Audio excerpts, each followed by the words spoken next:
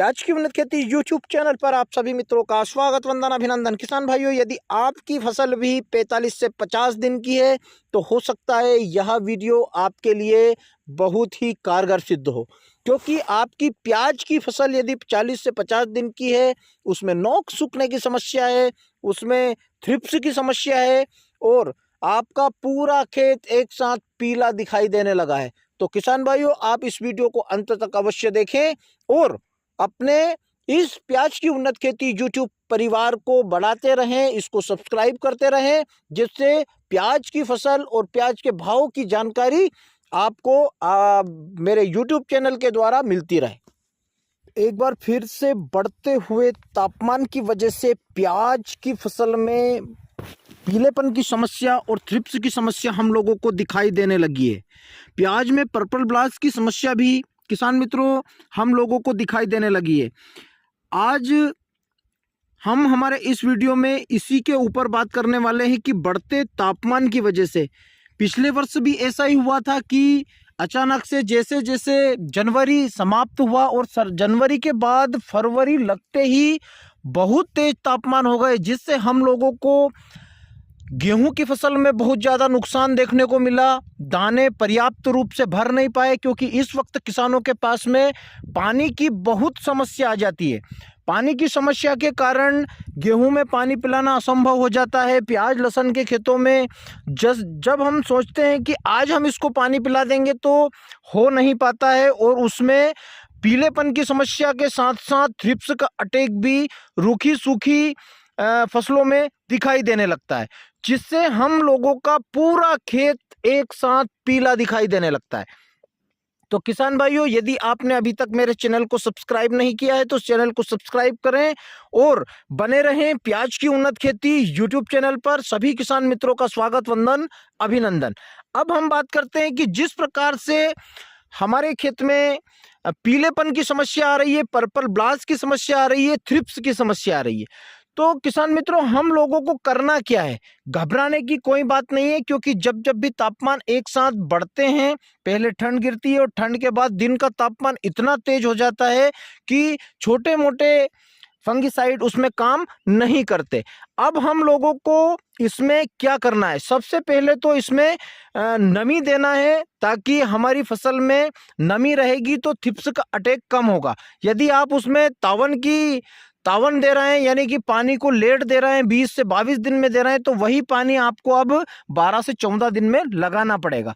यदि आपके खेत में 12 से 14 दिन हो चुके हैं तो आप प्याज की फसल में पानी लगाइए, नमी दीजिए, और जो भी दवाई, फंगिसाइड, कीटनाशक, उसके बाद में होमियो एसिड जिसका भी हम इस्तेमाल कर रहे हैं, वह हम लोगों को पानी लगाने के बाद में ही देना है।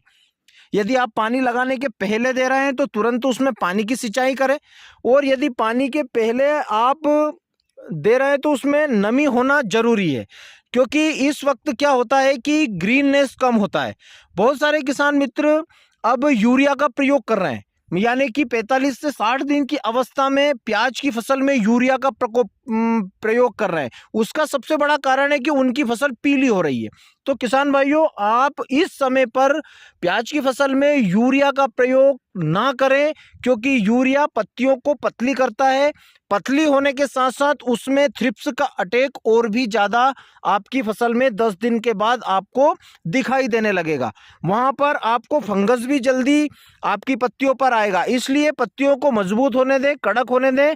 उसमें यूरिया का प्रयोग बिल्कुल भी ना करें। आप डीएपी का प्रयोग करें, माइक्रोन्यूट्रिएंट्स का प्रयोग करें, और सिंचाई करने के 2 से 3 दिन के बाद उसमें अच्छे फंगिसाइड्स का प्रयोग करें। फंगिसाइड के रूप में आप एमिस्टॉर टॉप ले सकते हैं, आप प्रायक्सर ले सकते हैं, आप मेरियोन ले सकते हैं।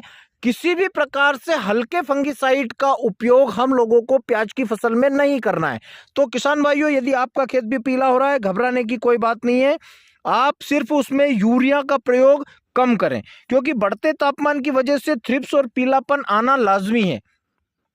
बहुत सारे खेतों में हमने देखा है कि थ्रिप्स जहां पर 1 से 2 यदि आपको दिख रहे हैं तो आप उसमें थ्रिप्स की रोकथाम के लिए बायर कंपनी का लिसंटा का उपयोग करें। और यदि आपको थ्रिप्स की समस्या अभी नहीं आई है तो भी एडवांस में उसमें प्रोफेक्स सुपर और लिसेंटा का प्रयोग करें, पिफ्रोनिल और इमिडा का प्रयोग करें, अच्छी टॉनिक का प्रयोग करें। टॉनिक से मतलब मेरा ये है कि आप उसमें सिजेंटा का इसोबियान का प्रयोग करें और अपनी फसल को स्वस्थ बनाएं और घबराएं नहीं। प्याज में अभी किसान मित्रों देखा गया है कि इल्लियों का अटैक भी हुआ है। इल्लियों मतलब यानी कि आपको जब आप प्याज के खेत में घूमेंगे तो आपको ऊपरी सिरे से 2 से 4 इंच के नीचे आपको एक छेद मिलेगा और छेद में इल्ली बैठी हुई मिलेगी। तो आप इल्लियों का भी ध्यान रखें। आपकी फसल में यदि इल्ली है तो इल्ली मार का प्रयोग अवश्य करें, यानी कि कीटनाशक का प्रयोग हम लोगों को थ्रिप्स की जो हम दवाई डाल रहे हैं उसके साथ में जरूर करना है, जिससे हमारी प्याज की फसल आने वाले 15 दिनों में बहुत ही स्वस्थ होगी, जिससे हम लोगों का उत्पादन नहीं गिरेगा।